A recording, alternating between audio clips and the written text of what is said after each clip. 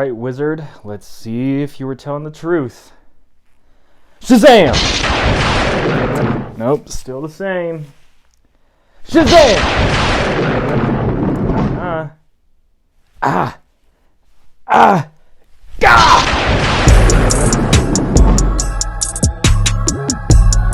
Ayo, what's good? Welcome to The Gist with me, Jared. Shazam, Fury of the Gods, brings us the sequel story of foster kid with superpowers, Billy Batson, navigating the dynamics between his superpowered siblings, their lives as kids, and their times as the heroes of Philadelphia. A few years have passed since we've seen the Shazam fam, and our characters are in a new stage in their lives. Trouble comes when gods come to Earth, seeking vengeance for the magic and powers taken from their kind a long time ago.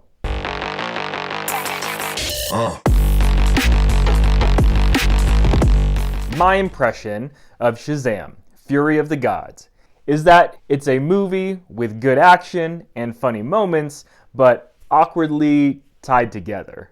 I was impressed and surprised with the first Shazam film, especially because it's a coming-of-the-age-esque story, where our main characters are teenagers. More often than not, these kinds of movies don't work for me. But Shazam 1 had a lot of wonderful moments of heart and comedy that surrounded the deeper premise of found family. I was delighted by the connections that were established in the first film of the foster family of superheroes. So I was pretty eager when it comes to seeing Shazam 2. This second installment does do a nice job at standing on its own. There are a couple of scenes of backstory and recap of the first film, so that a newcomer to the Shazam fam can jump right on in. The actors do a great job in their performances. I enjoyed seeing the superheroes act as kids who are adults with superpowers.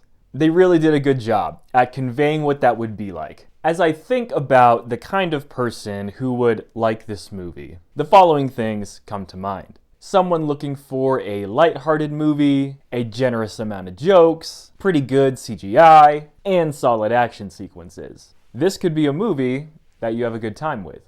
However, as much as I wanted to like this movie, I found that the narrative, the way we were seeing events unfold, was not smooth or seamless. Rather, it was kind of awkward. I found it a bit confusing to follow along with where the story was going. There were interesting ideas and paths of character development that, by the end of the film, I either didn't believe in, it didn't feel earned, or was wondering how exactly we got to this point with a given character. I felt that the first act took a bit to get through. I thought to myself, where is this story going exactly? It picks up a bit in the second act as there's more action and confrontation between all the characters. Helen Mirren had a monologue that I really enjoyed. You are very menacing. I just want you to know that. And then by the third act, as our conflict was resolved, I was underwhelmed and found the movie to be inconsequential. Ironically enough, it reminded me of the movie of Shazam's counterpart, Black Adam. A lot of great action and potential in a film hindered by a hollow plot and an annoying character for my taste. To reiterate, there are touching moments and quick one-liners that will satisfy those looking for a simplistic and lighthearted time at the movies. But I've seen all of the Fast and the Furious movies, lady. It's all about family. But if you're looking for something beyond that, then Shazam, Fury of the Gods may not be for you.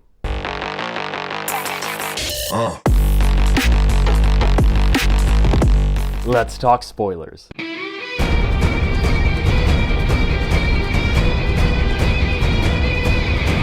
As much as I like Gal Gadot as Wonder Woman, her 5 minutes in this movie didn't work for me. She can revive the dead, seemingly heal an entire realm, using a magic staff depleted of its magic, something that the movie tells us only gods can do, but Wonder Woman is a demigod. Oh, and impalement doesn't kill you. Okay, so for spoilers, I've got a few things to say, so buckle in. Our title character Shazam has some interesting plot points introduced in this second film. I was intrigued by the idea of Billy Batson going through imposter syndrome. Because, in a sense, Billy actually is an imposter. He's a teenager, when in hero form, assumes a completely different adult body. The stakes of someone finding out who he really is aren't the same as other heroes that we've seen, because the face doesn't match the name.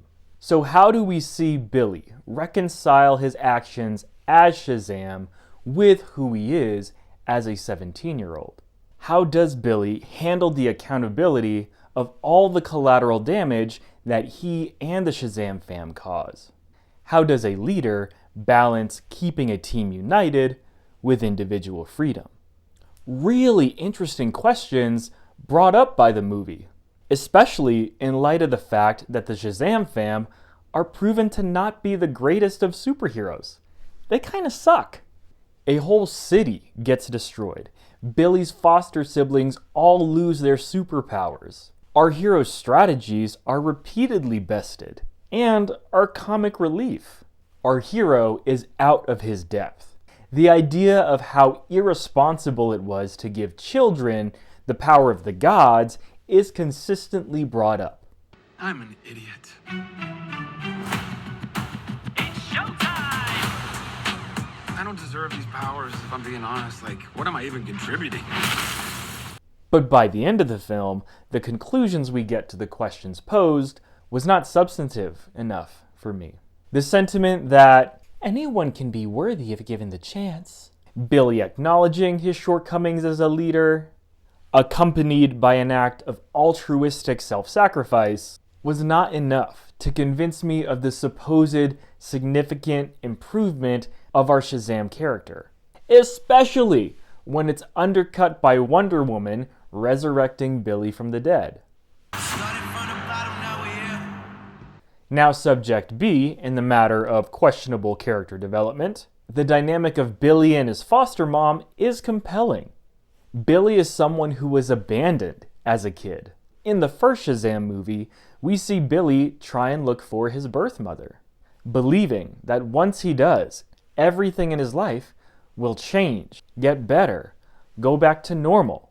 But it doesn't. He is met with the disappointment that his birth mom intentionally abandoned him, for she didn't believe that she was capable enough to be a good mother and take care of Billy.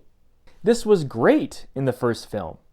And now, fast forward a few years, with his found family, you can understand and empathize with Billy in that calling someone else mom isn't easy. Even from foster mom Rosa's perspective, they did a really great job at conveying her desire for Billy to recognize her as a mother figure in his life. She wants Billy to call her mom.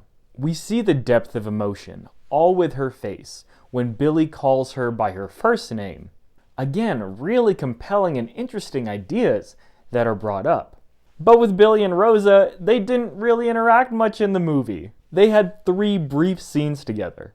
So a hug and affirmation to kick some butt was all it took for Billy to call Rosa mom? Oy vey. When we arrive to the end of the film, the resolution, the outcome to the plot points introduced, to me, didn't feel earned or deserved. They seemed superficial. A final thing in my spoiler rant. That romance between Freddy and Anthea, that didn't work for me. I didn't buy it. Admittedly, I didn't like the Freddy character in the first film. The actor does a great job at portraying the know-it-all and annoying young kid, and he did really well with the torture scene in this sequel. It doesn't make sense to me how he's able to withstand God-level psychological manipulation, especially when we see other human beings can't withstand it, nor powerful wizards could withstand it. And then Anthea's motivations weren't fleshed out well either. I found it hard to follow and confusing to try and piece together what all she wanted to do.